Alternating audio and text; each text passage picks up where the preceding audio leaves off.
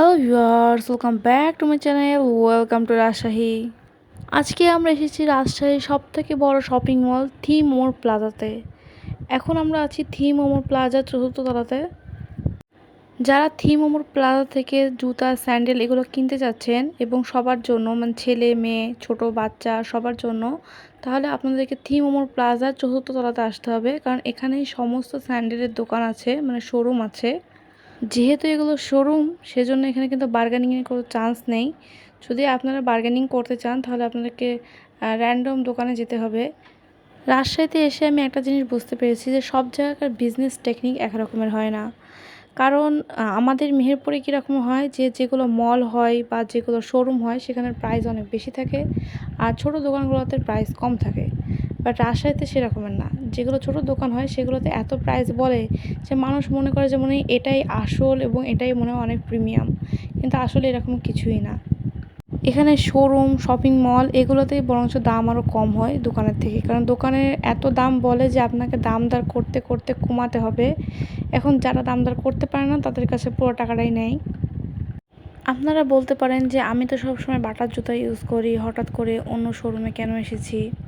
Basically butter জুতো আমি use করি, এবং বাটার জুতো ইউজ করার ফলে এমনই হয়েছে যে ওদের সমস্ত ডিজাইন আমার ট্রাই করা হয়ে গেছে। এখন নতুন কোনো ডিজাইন আমার ভালো লাগছে না।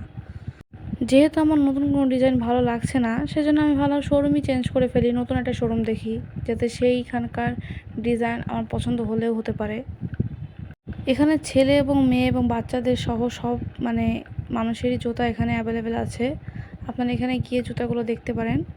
রাজশাহীর সবথেকে ইন্টারেস্টিং কথা হলো যে রাজশাহী যেহেতু অনেক বড়, এজন্য এখানকার প্রত্যেকটা কোম্পানিরই অনেকগুলো শোরুম আছে। এজন্য আপনারা যদি এক শোরুমে পছন্দ না হয়, আপনারা অন্য কোনো শোরুম ট্রাই করতে পারেন, অন্য কোনো কোম্পানির জুতা বা অন্য কোনো কোম্পানির জিনিস ট্রাই করতে পারেন। যেখানে জুতা আছে সেখানে ব্যাগও পাওয়া যায়, এজন্য ব্যাগ নিয়ে আমি আলাদা করে কিছু বলছি না। কারণ যে সমস্ত কোম্পানিগুলো জুতো তৈরি করে তারা কিন্তু আলাদা করে ব্যাগও তৈরি করে। আমি এই কোম্পানির যে মেহেরপুরে যে শোরুমটা ছিল ওটাও আমি গিয়েছিলাম, ওখান থেকে আমার ভাই জুতা কিনেছিল। যাই হোক, এটা কিন্তু আরএফএলেরই আর একটা মানে ব্রাঞ্চ টাইপের মতো। আরএফএলের তো অনেকগুলো বিজনেস আছে, যেমন প্রাণও কিন্তু আরএফএলেরই একটা বিজনেস বললেই চলে। আরএফএল কিন্তু একটা কোম্পানি, কিন্তু যে এর আন্ডারে অনেক কোম্পানি আছে, লিটারালি আমি নিজেও জানতাম না। আরএফএল অনেক বড় একটা হিউজ পরিমাণের কোম্পানি বললে চলে, বাংলাদেশের মধ্যে সবথেকে বড় কোম্পানি বললেই চলে আরএফএল। যাই হোক, অনেক কথা হয়ে গেল, এখন আমি আপনাদেরকে জুতাটা দেখাচ্ছি। আপনাদের কাছে জুতাটা কেমন লেগেছে তা আমি জানি না, কিন্তু আমার কাছে জুতাটা সত্যি অনেক ভালো লেগেছে। তার মোস্টলি কারণ হলো যে এর ওপরে এটা সুইচ মতো দেখতে পাচ্ছেন, এটা আমার কাছে অনেক বেশি স্পেশাল লেগেছে। হয়তো ভাই এটা অনেক দিন টেকসই হবে কিনা আমি জানি না। আর যদি জুতার ডিজাইনের কথা বলা যায় তাহলে ডিজাইনটাও অনেক ভালো লাগছে, কিন্তু এখানে পুরো মানে সাদা না দিয়ে পুরোটাই যদি ব্ল্যাক করতো তাহলে আরও বেশি ভালো লাগতো আমার কাছে, যেটা মনে হয়। যাই হোক, এই সুইচটা আমি আপনাদেরকে ইউজ করে দেখাচ্ছি।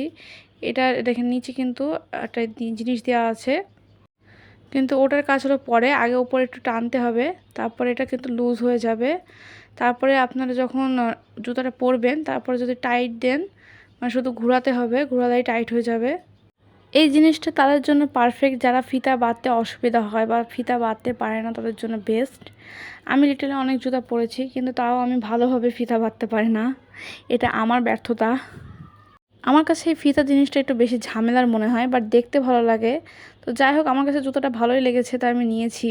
এর প্রাইস ৩,৪৯০।